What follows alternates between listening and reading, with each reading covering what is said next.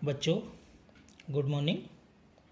कक्षा 10 गणित बीजगणित इकाई के अंतर्गत अध्याय 3 दो चर वाले रैखिक समीकरण युग्म में अब तक हमने एक रैखिक समीकरण युग्म को हल करने के लिए ग्राफी विधि की चर्चा की है।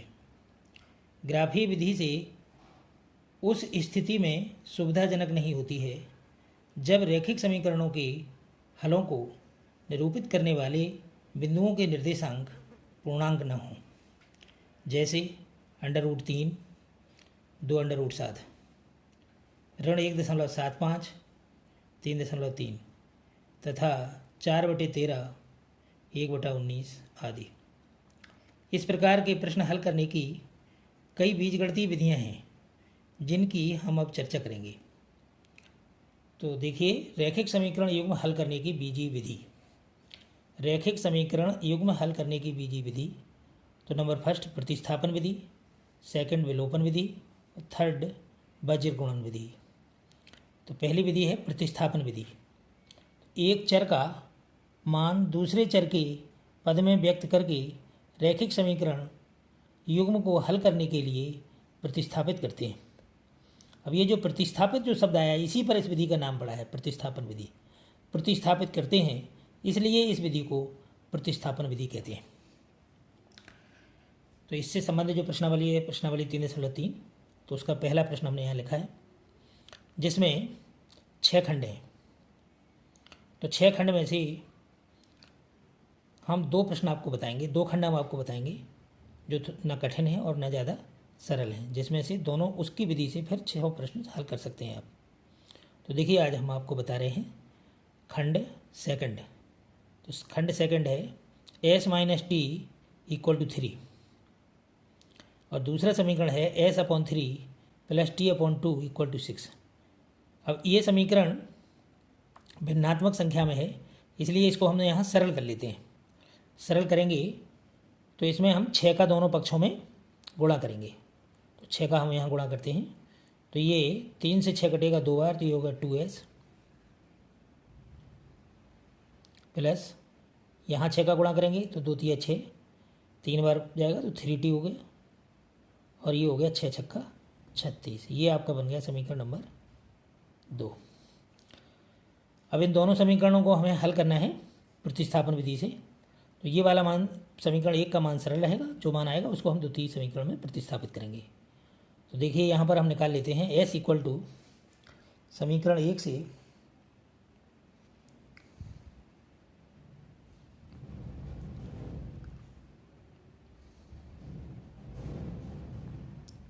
s = t + 3। तो s का मान समीकरण 2 में प्रतिस्थापित करने पर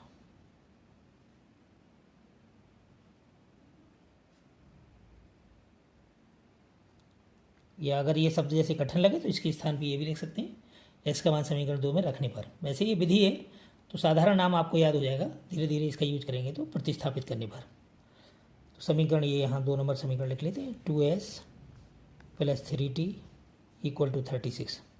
और s की जगह पर ये t + 3 लिख लेंगे, तो ये हो जाएगा 2t + 3 + 3t = 36।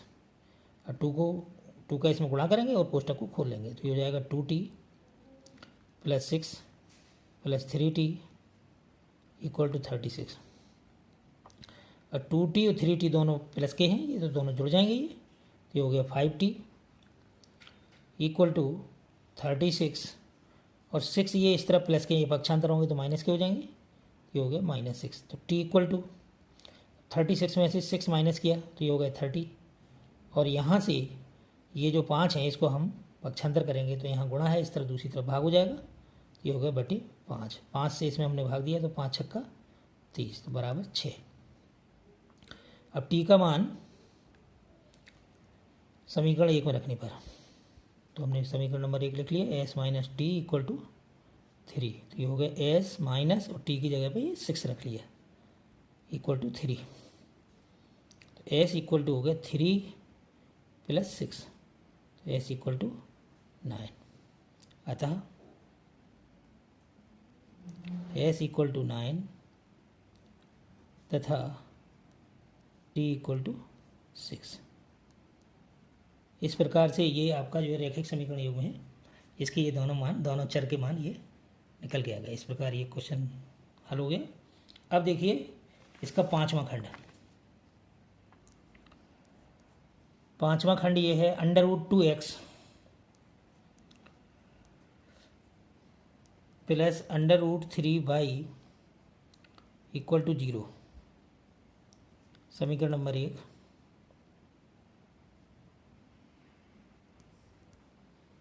और दूसरा है √3x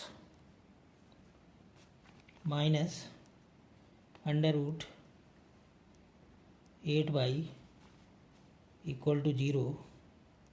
समीकरण नंबर 2।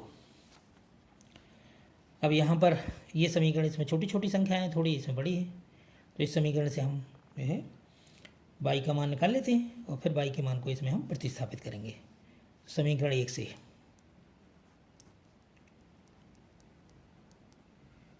समीकरण 1 से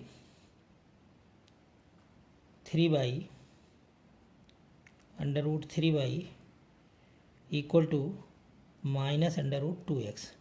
ये जो √2x है इसको हमने पक्षांतर कर दिया, तो ये माइनस का हो गया, माइनस √2x। तो y इक्वल टू ये हो गया माइनस √2x अपॉन √3। अब ये समीकरण नंबर इसको 3 रख लीजिए, सुविधा रहती है उससे आगे। तो y का मान हम जो है समीकरण नंबर 2 में रखेंगे।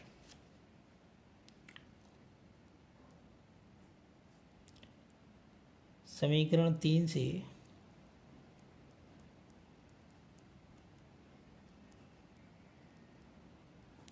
y का मान समीकरण 2 में प्रतिस्थापित करने पर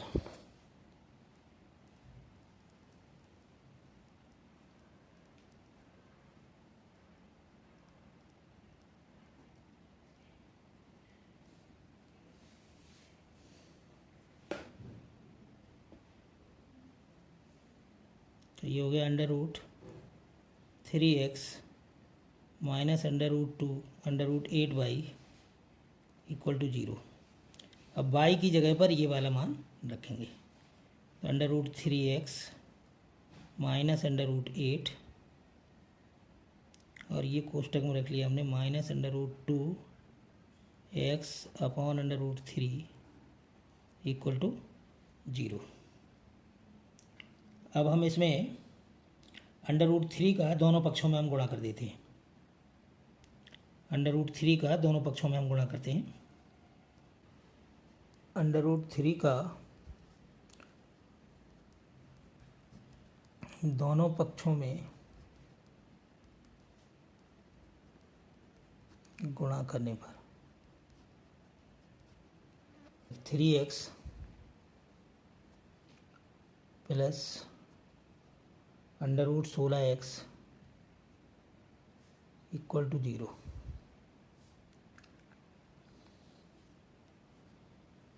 यहाँ इसको रफ करके आपको समझा देते हैं कि किस तरीके से आया ये। तो ये √3 गुणा √3 बराबर हो गया 3, और दूसरी संख्या है ये √8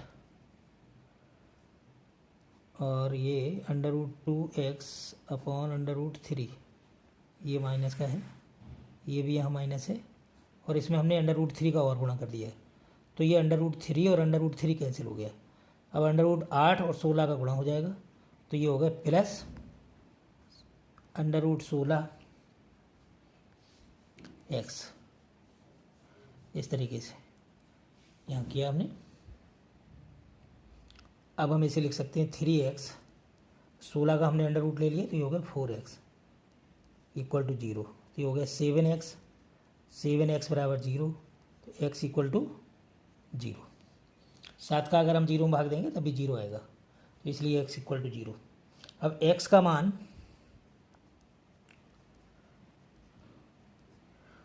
x का मान समीकरण 3 में रखने पर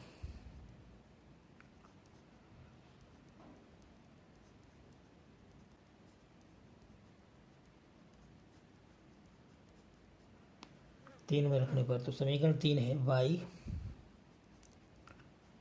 इक्वल टू -√2x अपॉन √3।